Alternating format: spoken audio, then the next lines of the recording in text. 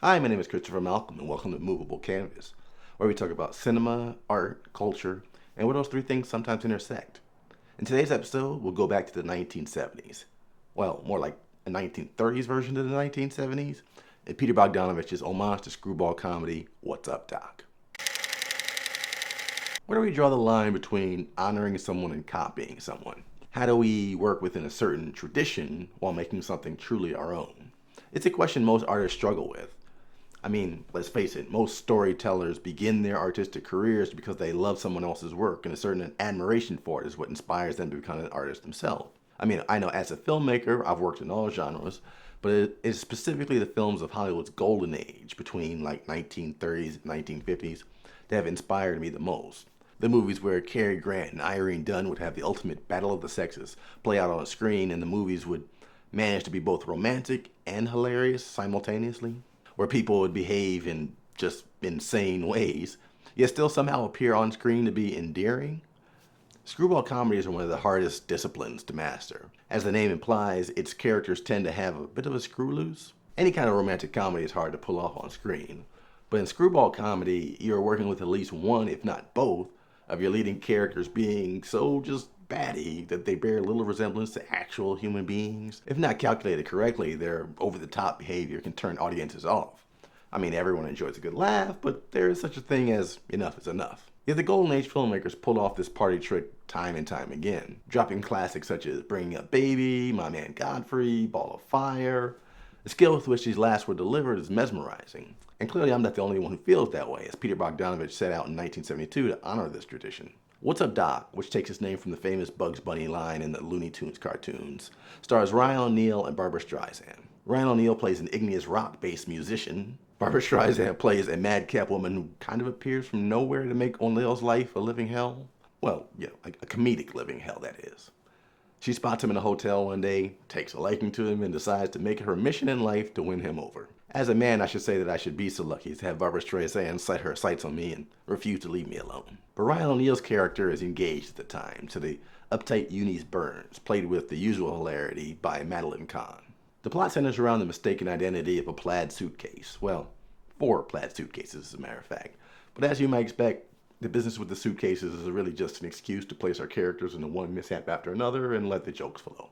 Now, if you are a fan of classic Hollywood, you'll probably see pretty much everything in the plot coming, mostly because, and I may be wrong about this, but it seems pretty clear that the filmmakers, the script, by the way, was written by Buck Henry, David Newman, and Robert Benton, decided their plot points by lifting plot elements from other classics. The Man with the Glasses studying igneous rocks being a direct lift from Bringing Up Baby, the absent-minded professor vibe from Monkey Business.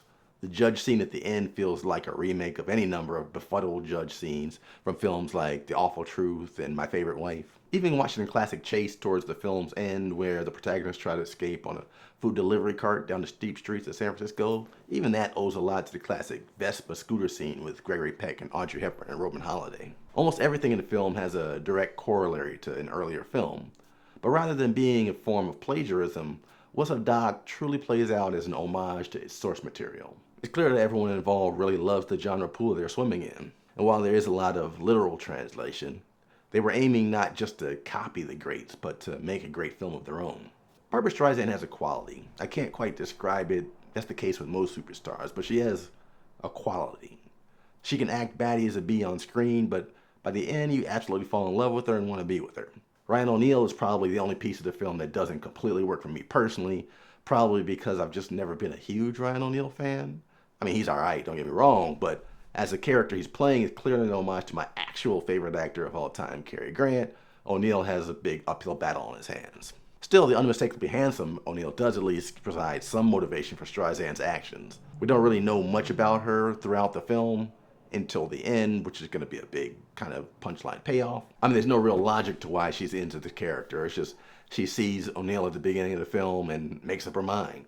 Similar to how Carole Lombard makes up her mind that William Powell was going to be her pet project in My Man Godfrey. Once she has her mind set on something, nothing is going to stop her. Not even Madeline Kahn. Her character is clearly patterned after Cary Grant's career-obsessed fiancé in Bringing Up Baby, but Madeline Kahn, as usual, makes the most of her limited screen time. Seeing Madeline Kahn in this film and knowing the time it was released, it's hard not to think of What's Up, Doc and see something of a melding between classic screwball comedies and the heyday of Mel Brooks. As a screenwriter and a director, this film hits particularly home for me. Because I'm so inspired by the romantic comedies of the 1930s, 40s, and 50s, I often find myself resorting to writing dialogue in the voice of characters from that time period instead of this time period. I'll write something that Cary Grant would say, or pacing that would favor the direction of Howard Hawks.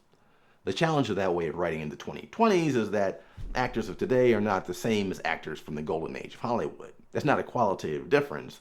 Rather, the two sets of performers just go about their business in different ways. The golden age actors were coming out of vaudeville, they were coming out of radio, they were very used to giving big performances and kind of that slapstick style, right?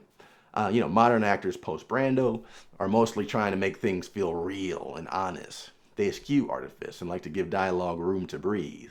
Again, there's nothing wrong with that. But the classic screwball comedies depended on words being delivered 1,000,000 words per minute.